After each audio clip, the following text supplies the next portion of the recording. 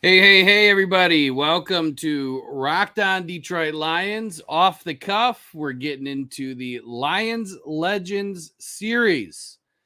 But we do have a little bit of a special feature tonight. It is the 2023 NFL schedule release. All schedules are going to be coming out tonight. As of right now, 8 p.m., we are waiting for the official word from the NFL. There's been a lot of rumors hitting the airwaves today. With the Lions projected to take on the Chiefs in Kansas City to open up on a Thursday night game. Very exciting. If that remains true, and it is expected to remain true, this is a huge statement game for the Detroit Lions. What a way to begin the season with the Super Bowl champions raising their banners, if they plan to do it that night, which we would assume that they will be, and putting all of that in front of the Detroit Lions. They can't get, stuck on all the glitz and glam of what's going on for Kansas City. They are the cream of the crop. They have an amazing team, amazing coaching staff, and they're doing everything right. And that's exactly where the Lions are trying to get to. But to come into that game, these Detroit Lions need to put all of that aside and be ready to start the season right. And we expect that they are going to do just that. If they stay healthy, these Detroit Lions, they're going to kick off the season, the right way, and they're going to pull off a win in Kansas City. I hope to be able to make the trip. We've already been looking at tickets, and as soon as that came out today, almost every single ticket was sold out in Kansas City. So we're going to be watching for tickets. They're about $250 a piece right now to sit in the nosebleeds, and I don't care as long as I'm there. So we'll see what happens. But we're still waiting for word on the official release. I'm still checking the sites right now to see what happens. But if you go back to a few articles where I was talking about one of my sources that was talking about the schedule, and this individual was able to get some information, see some information, and the Lions were slated to have 3 primetime games. There was speculation that Kansas City was going to be one and that it might be a Sunday or a Monday night game. That's changed, obviously, to a Thursday night game. And then an NFC North foe, which was supposed to be the Green Bay Packers, that held true from what we understand. They're supposed to take on the Packers not only on Thanksgiving, but it sounds like another Thursday night game earlier in the season. The Lions are slated to potentially finish the season with the Vikings. We'll see what happens, but until we see that schedule roll across our desk, we're going to get into a Lions legend, which everybody is, fond of or was fond of at one time, and that's Billy Sims. But before we get into Billy Sims, we're going to touch on, a former Detroit Lion legend by the name of Ed Flanagan. And it's with our deepest sympathies here that Ed Flanagan had passed yesterday. Due to some heart conditions, put out an article about him, and we'll go into that one first. So Ed Flanagan, he played for the Lions from 1965 through 1974. What's intriguing about Ed is this was an Iron Man type of center in the NFL. 139 games he played with the Detroit Lions, 129 he started consecutively at center. In the realm of football or in the NFL ranks, few players possess the ability to really capture the hearts and the minds of fans and leave, an indelible mark, upon a franchise. And that's exactly what Ed did. I know I keep looking over here to see what's changed with the schedule. I'm just hoping it pops up soon. So Ed, he was a very formidable force for the Detroit Lions. He was, the type of player that with his exceptional skills, his unwavering determination, his relentless pursuit, in his pursuit of excellence, if you will, became a very dominating force for the Detroit Lions during that era. But he wasn't just a dominating force on the field. This guy attacked every part of his life like he was playing football. In the off season, he was working selling cars or selling steel to automobile manufacturers, or at one point he was working for a beer distributorship owned by a former Detroit Tiger legend. So this man, is great of a football player as he was. He was a dedicated family man. He was a humble, dedicated servant to the city of Detroit. He was always engaged in philanthropy and doing generous things on and off the field. And again, we just want to tip our caps to Ed Flanagan tonight as a Lions legend. May he rest in peace. And we're grateful to have him as a Detroit Lion, and his presence will always rest within our hearts. So moving on, we're going to get into Billy Sims tonight, and it looks like we've got the schedule. So we're going to hit the pause button. Detroit Lions are opening up against Kansas City on September 7th, 8:20 p.m., Arrowhead Stadium. Phenomenal. This is going to be a statement game for these Detroit Lions. They're going to come in ready and raring to go, and we're going to pull out a victory. And you hear it here first. Lions are going to win this game 27-21. Lions move on to Seattle Seahawks, and that's going to be their first home game on September 17th. The one thing that Rod Wood wanted from this schedule is he did want to get some away games early in the schedule so they could have more of a home stretch near the end. And as we go through this, what I'm hoping we don't see is that Thursday night game that kind of screws up the schedule where they're playing back-to-back or they're traveling far distances. But we haven't analyzed it yet. We're going to look at it right now together. Second home game in a row, they're taking on Atlanta Falcons on September 24th.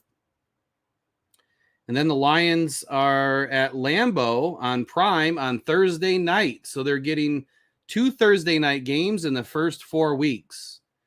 I think the NFL learned something from these Detroit Lions last season. They're a popular team. They're one of the most watched teams throughout the season, one of the most searched teams throughout the offseason. And that's exactly what the NFL is looking for when it comes to revenue building. When we look at week 5, Lions are back home against the Carolina Panthers, the rematch, and we're going to take this game too without a doubt. When I look at the first 5 weeks, Lions are headed off to Kansas City, home against Seattle, home against Atlanta, away against Green Bay, back home against the Panthers. And then in week 6, they're off to Tampa Bay to take on the Bucs. Well, through those first 6 weeks, these Lions aren't going to be starting 1-5. There is no reason why these Lions can't be 5-1. They're going to have a tough game in here, and I think the toughest game is going to be Kansas City. I think the second toughest game is going to be Seattle. But I think that they can pull off one of those games without a doubt. Lions will be 5-1 through week 6. Moving on to week 7. My apology there. They're headed out to Baltimore, take on the Ravens on October 22nd. Week 8, they're back home against the Las Vegas Raiders, which is key. The one thing that when I looked at this schedule with all of the potentiality to have to travel, that was going to be the thorn in our side with having to put all these miles underneath these players and how taxing that is and how jet lagged you get from having to travel so often. But it looks like they've done a really good job here in putting this schedule together. Lions have a bye week in week 9. As we discussed in the article a couple weeks back, we were hoping that the Lions were going to have a later bye week. They have had them too early in many seasons, where it's week 6, week 5. I mean, way too early. So at least we're kind of halfway through the season. We saw that last season. We were about halfway through the season with a bye week. But man, did we really need a bye week somewhere around week 13, 14 would have been a much better option. So after the bye, the Lions are traveling. So another good schedule here that they get the rest and they get to travel. They can travel early if they need to head out to LA and take on the Chargers. And then they come back home. They have a nice little home stand against Chicago and Green Bay in week 11 and week 12. Then they head down to Caesars Superdome to take on the New Orleans Saints in week 13. And then they head back to Soldier Field, take on the Bears in week 14. Week 15, they're back home against the Broncos. Week 16, they are taken off to Minnesota to US Bank Stadium to take on the Vikings. Week 17, they have the Dallas Cowboys, and that's at AT&T Stadium. And they finish off the season at home against the Vikings. So let's take a look here at these primetime games. We have Sunday afternoon game, so that's not prime time. We do have a Monday night game against the Raiders. We do have the Thursday night game against the Packers and the Thursday night game against Kansas City. And then, of course, our Thanksgiving Day game, which looks like it's going to be against the Packers at 12:30.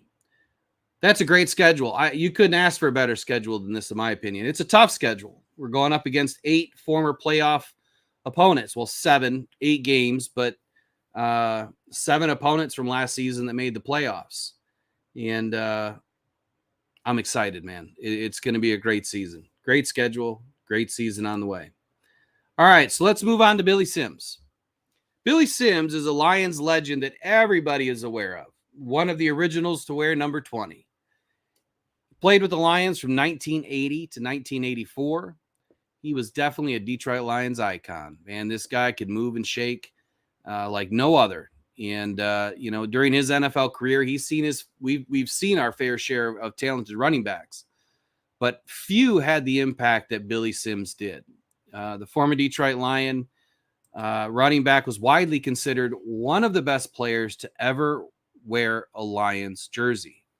Now, he did have a shortened career, no fault to his own, but he did suffer some injuries. And, Sims was born in St. Louis. It's where he learned to play football, growing up playing football outside, with his friends, like some of us used to. We used to play outside, right? He was a standout running back in high school. He went on to play college football at the old University of Oklahoma. I think another running back went that way too. Somebody we'll talk about here in the next episode. So at Oklahoma, he became the first player in school history to rush for over 1,000 yards in a single season. But he also did it in each of his 4 seasons. After a successful college career, Sims was selected first overall in the 1980 NFL Draft. That's when I was born, just a couple of months later. So being just a youngin', I don't really remember a whole lot of Billy Sims. By the time I was 5 years old, Billy Sims was already out of the NFL. But I got to watch, plenty of his highlights, the ones that do exist. And, man, he was as electric as they get coming out of the backfield. In his rookie season with the Detroit Lions, he really burst onto the scene in 1980. He quickly established himself as one of the top running backs in the league. Sims led the NFL in rushing with 1,303 yards, 13 touchdowns. He was named the NFL Rookie of the Year, selected to his first Pro Bowl, and then named to the first team All-Pro. Doesn't get much better than that. He just had a banging college career, over 4,000 yards on the ground, selected first overall in the NFL Draft in 1980, and then you come into the NFL and become Rookie of the Year. The Lions, they did it right. They got the right guy, but back then, you're taking running backs early. The Lions have done that again in this draft, and it's something that the Lions haven't done in recent years. I think we've only selected 1 or 2 in the first round in the last decade, or maybe even longer. Don't quote me on that. I'll have to go back and look, but not many running backs get taken early anymore. And there's a reason for that. The game's changed. So Sims went on to have a pretty successful career, though. As dominating of a force as he was over the next few seasons, in 1981, he rushed for a career-high 1,437 yards and scored 16 TDs. He was named to the Pro Bowl and first-team All-Pro for his second consecutive season. In 1982, this is where the slide kind of began. He suffered his first knee injury that forced him to miss most of the season. He returned to form in 1983, rushing for a little over 1,100 yards, scoring 8 touchdowns. But you could tell that something had changed. He was named to his third Pro Bowl in just 4 seasons. His career ended abruptly midway through the 1984 season when he suffered a catastrophic right knee injury again in a game against Minnesota. During that game, Sims had already set the all-time Lions rushing record with 5,106 yards. I mean, I guess if you're going to end your career to an injury, that's probably the way to go out. As sad as everybody was to see him go, the surgeons and the types of surgeries and the medical advancements just weren't the same as they are now. And coming back from those type of injuries just didn't happen. Today, it's no big deal. You can have that injury once, maybe twice, and come back just fine. You'll lose a little pep in your step, and you'll play a little bit gingerly or a little bit more nervous about getting re-injured. But a surgically repaired knee now is stronger than it was when it wasn't surgically repaired, per the doctors. So let's jump into some of his stats. Billy Sims' stats as a Detroit Lion were very impressive. In his 5-year career, he rushed for 5,106 yards on 1,131 carries, with an average of 4.5 yards per carry and scoring 42 rushing touchdowns. But he was also a very rare talent. The thing that we haven't touched on yet was his ball skills, catching the ball out of the backfield, lining up in the slot. Something that wasn't utilized a whole lot back then with running backs, but Sims elevated that part of the game. He he caught 186 balls for 2,072 yards. So just under half as much of his rushing yards production. He caught the ball 186 times, 9 touchdowns, 2,072 yards. So a little over 7,200 yards for Sims, during his career. And he also set several records during his career. During his time with the Lions, he became the first player in NFL history to run for 3 touchdowns in each of his first 3 games. He also set the Lions single-season rushing record with 1,437 yards in 1981, a record that stood for 17 years until a man by the name of Barry Sanders came to town, Motown. And you could read about all the legends that we've discussed or going to discuss on RockedOnPodcastNetwork.com. You can read about the Detroit Lions, Barry Sanders, legendary career in an article that we put out a couple of weeks back on RockedOnPodcastNetwork.com.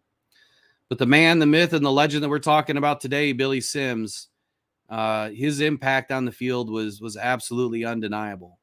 But just as good off the field.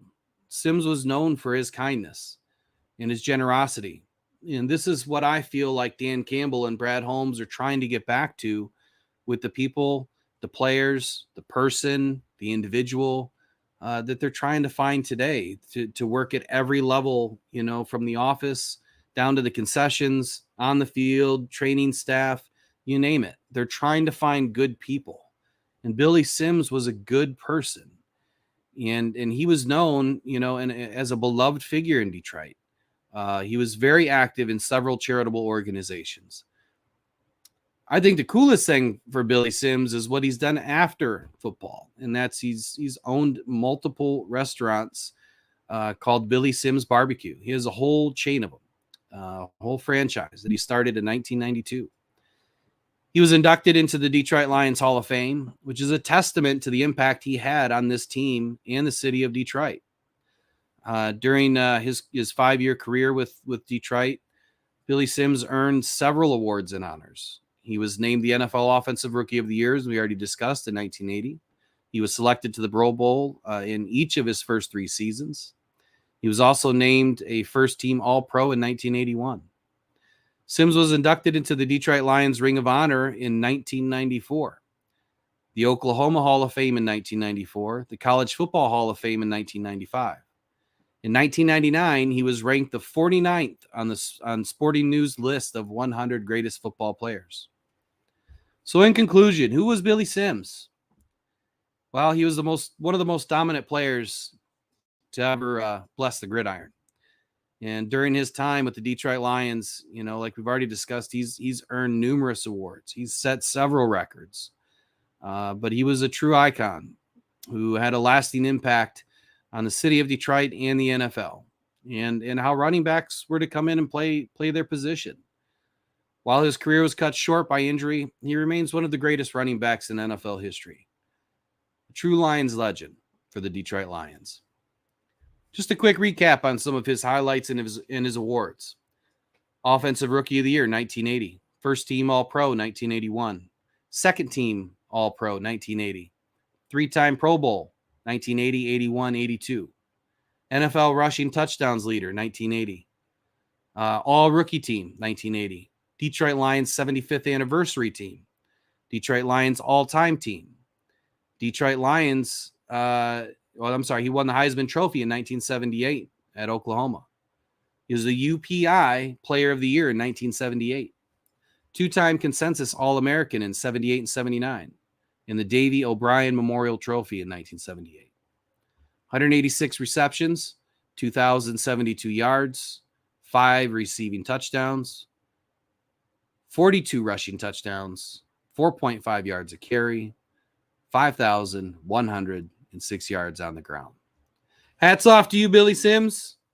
You're doing great things, my man. Thank you for being a Lions legend. And that's all we had for you tonight. So we're kicking off the Lions Legend series. I couldn't have my partner here with me tonight, Andy. So we're missing on a little bit of content for this evening. And we're having a lot of internet issues. So we're going to end it for this evening. And we're going to get back to this next week, Thursday. Tuesday starts Hot Takes. And that's all for us tonight, folks. So we're glad that you guys jumped in. And next time we'll get to some comments and keep on trucking. This Lion season's just getting started.